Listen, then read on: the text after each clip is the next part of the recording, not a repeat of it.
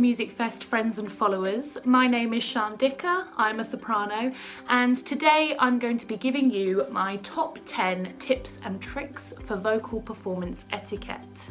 So the kind of performances I'm talking about are recitals, competitions, maybe even auditions. So hopefully there's something for everyone, something you might find useful. Let's do it.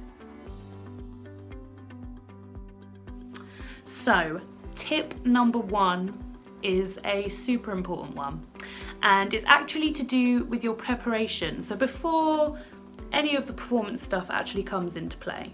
So, sending music to your pianist on time. If you're working with a collaborative pianist, if you've got someone accompanying you, then you want to make sure that you send your music in advance if possible.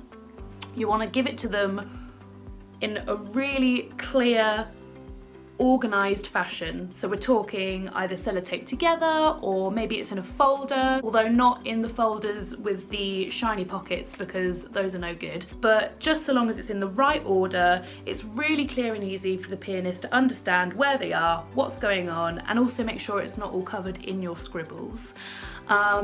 Just make their lives as easy as possible because collaborative pianists are our best friends. They are gold dust and we have to treat them with the respect they deserve. Just make their lives easy, give them super clear music. Tip number 2 is really simple, but smile. Especially when you walk onto stage. So if you're walking into that audition room or you're walking onto the recital platform, walk with confidence and your audience or your panel or whoever you're performing to will feel confident for you. They'll think, yeah, this person knows what they're doing. They've got their stuff together, they're organised, they're happy to be here, and so we are too. If you walk on looking a little bit nervous or a little bit shaky, then it automatically puts an audience on edge. So you've got to fake it till you make it. Even if you are feeling so full of nerves, just walk out onto that stage like you are the most confident person in the world and like you are just delighted to be there, which hopefully you are. And the panel or the audience or whoever is there will feel confident for you. Tip number 3 is to do with talking. Now, this depends on what kind of a situation you're in. If you're on the recital stage, then not everyone enjoys talking, and that's absolutely fine. If you're not comfortable doing it, then I'd say it's best not to. Personally, I love a chin wag, love to chat to the audience because it calms me down, but if it's going to stress you out, then you definitely don't need to do it. But if you're walking into an audition room, then you are absolutely going to have to introduce yourself and introduce your pieces. And so I would say just rehearse that as much as possible so that you're speaking calmly, clearly, slowly, with a supported speaking voice. And I think rehearsing that is just as important as rehearsing the actual singing or the playing or the music bit. So sit down with a family member, a friend, your dog or your cat, even just yourself in the mirror, and just practice on them. Do all of the talking stuff so that then as soon as you walk out onto that stage, you haven't got to worry about it because it can get stressful. Tip number 4, and it's an important one and one that I don't think gets spoken about that much, is to take your time. And what I mean by that is especially if you're doing a recital and you've got a huge program filled with a huge range of different music, maybe you've got loads of different styles from loads of different composers or different moods because of different texts, especially if you're a singer, then leave space in between the pieces. I think in the moment, especially if you're nervous, it's really easy to finish one piece and then just power on to the next one. But don't be afraid to just take a moment to have a breather, because not only will you need it, but the audience is going to need it as well, especially if there's a really big gear change from one piece to the next. Give them a little bit of time to have a breather, take in what they've just heard, and then they're ready for the next piece. and it won't feel awkward. It will feel awkward to you. It might feel like literally a lifetime, but to the audience, it won't at all.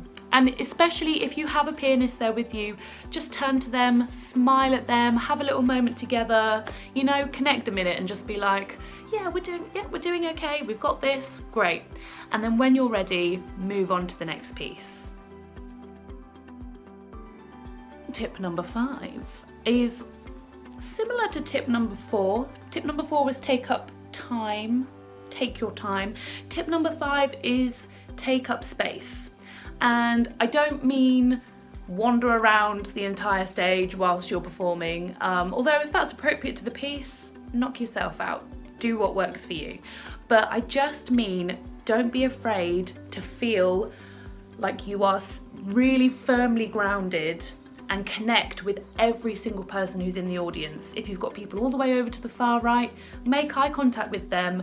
Same if they're right at the top or over to the left or wherever they are, include everyone, and it will help you feel like you are just owning the space. I always find it a good trick to just imagine that there is like an audience behind me as well. And I don't mean like, you know, turn around and perform to them as well. But just imagine that they're there, and it will just open you out a little bit, and it will make you feel confident, it will make you feel big, and that's a great thing. Tip number 6 is an interesting one because generally I don't really like talking about what performers are wearing because I just don't think it's that relevant to their performance. And I think that generally, this is my own personal opinion, but I think generally that too much focus, especially with singers, is put onto what people wear, when really that's not what it's about. But my number 6 tip is to wear something that you feel $1 million in. Because if you feel super comfortable and super confident in what you're wearing, that's going to translate to the audience. And you're just going to have a great time because you feel brilliant. And that's what it's all about. So just don't wear something that's uncomfortable or that's going to bother you. If you've got, you know, that dress where the strap just falls down and you don't want to be worrying about that in the middle of your performance, or maybe it's, you know, a sleeve that gets in the way, don't wear it, because if that's distracting you, that is going to read and it'll distract you from what you're doing on stage. So wear something that is super comfortable but that makes you feel amazing, and you'll be looking and feeling your best.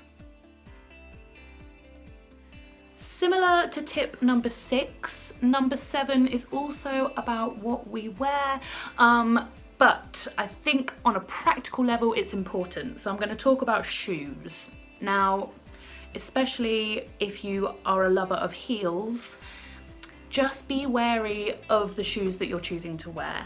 If they're really high and you find them a little bit tricky to walk in, then that's not going to be ideal to stand and perform in, because you're not going to feel grounded. And if you're looking a bit wobbly when you walk on the stage, I just know that every single person who is watching you is going to be like, ooh, please don't fall. So wear, again, something that is comfortable and that looks good. And if you love the heels, fair play.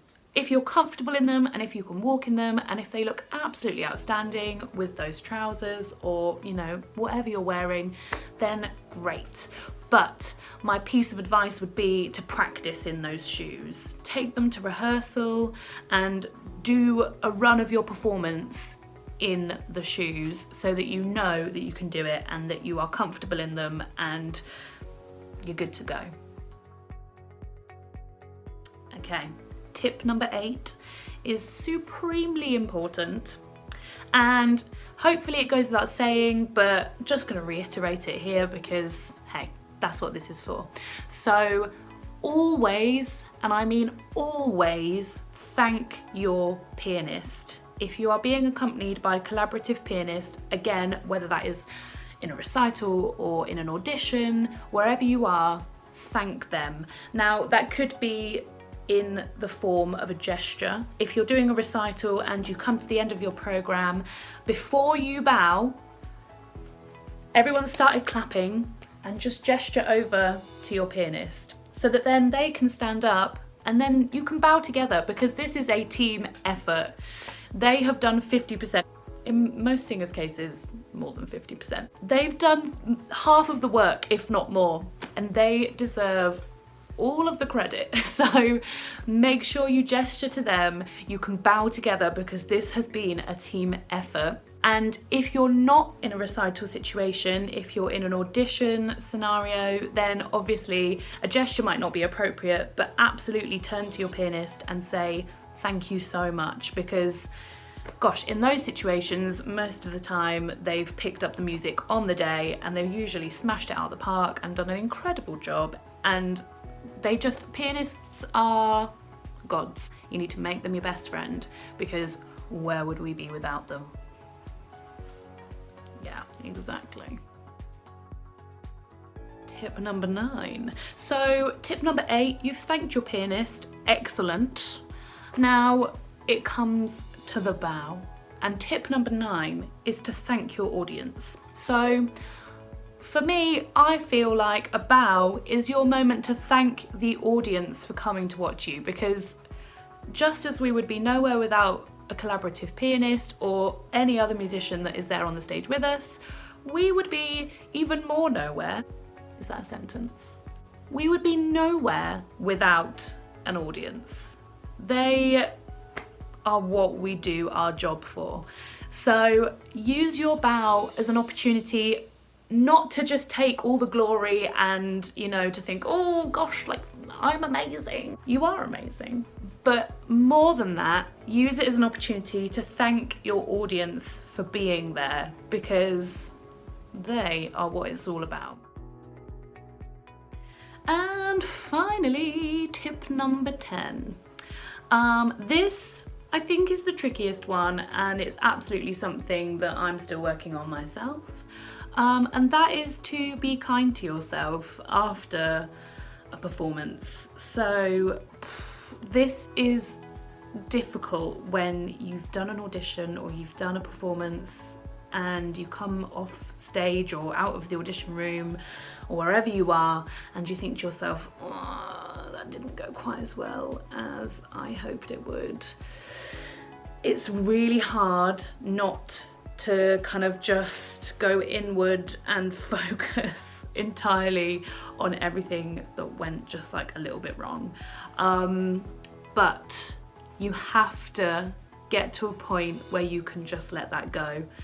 Most of the time, the things that you think went wrong were either just completely like not even noticeable to an audience, and then the times when they were noticeable, they don't care really. They're just, audiences are excellent at just focusing on the positives generally, and they will have just been delighted to see you do all the bits that you did absolutely brilliantly. So focus on the bits that went brilliantly well, and then let it go and move on. And this is especially hard when it's been an audition and you feel like you've not done your best. I know that feeling so very well, but you just have to give yourself permission to say, okay, I did it. I mean, that's a huge achievement in the first place. Getting out there and doing any of these things is quite frankly terrifying. So the fact that you've done it is a ginormous achievement. So, you know, pat on the back for that. And then find a way of just letting go of the ones that didn't go so well and just thinking, well, you know what, I learned from it, and next time I do that piece, I'm gonna try and do it this way instead. It's all a learning curve, and there's not one single person who is a professional musician who does not still deal with this at any stage of their career, I'm pretty sure. I hope. But just be super kind to yourself, especially at the moment. It's been a really tricky year, and also just any opportunity to perform at the moment is an absolute blessing. So just take that for what it is, get out there, enjoy yourself, have a brilliant time, and the bits that didn't go so great do not matter. Let them go. So those have been my top 10 tips and tricks for performance etiquette. I hope you found them useful. Of course, these are all just my ideas and opinions, and I'm sure that all of you are doing an incredible job of doing whatever you're doing at the moment anyway. So sending loads of love to everyone, especially to everyone at the Leicester MusicFest team, because they are quite frankly brilliant, and wishing you all a brilliant 2021 festival. Huge respect to the team for making that happen. I know it's going to be brilliant, and I hope everyone has a fantastic Christmas.